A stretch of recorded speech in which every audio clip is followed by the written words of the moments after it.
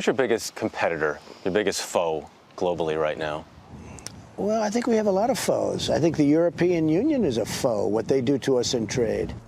The relationship between the US and Europe has never been straightforward, but for decades they've seen each other as allies. Under Donald Trump's presidency, there's been a big shift in both language and policy. On trade, threats have turned into action. US tariffs on almost $8 billion worth of EU goods have already started to hit. They were imposed over Europe's subsidies to aircraft manufacturer Airbus. In a parallel dispute involving American aid for US firm Boeing, the EU won the right to hit back with tariffs on imports from the States. Brussels is expected to hold fire until after the US election. While an actual trade deal between the economic giants seems a distant prospect, a win for Joe Biden might make things easier. I do think that the tone of the talks is going to change. I mean, I don't need to elaborate on why it is extremely difficult, not to say impossible, to have any dealings with the White House under Trump.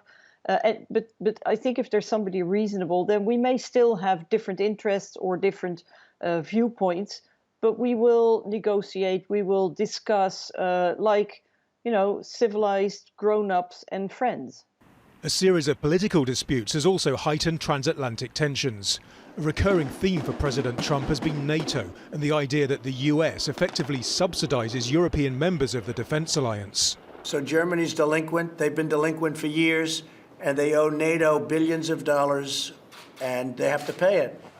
And when Trump announced he was quitting a Cold War-era nuclear arms treaty, French President Emmanuel Macron called for a true European army, saying the EU needed to, quote, protect itself from China, Russia and even the United States. One senior official in the Obama administration believes continuing this war of words could cause real damage.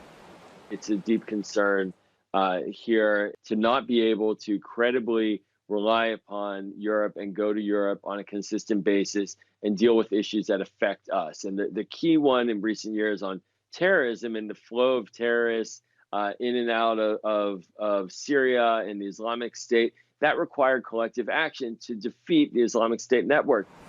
Among EU citizens, the US's image is at an all-time low. Part of the reason is Donald Trump's response to the ongoing COVID-19 pandemic. While major changes in areas like trade and defense could be a long way off, whoever's in the White House come January is likely to face calls to work more closely with Europe on combating the coronavirus. Nadim, Al Jazeera.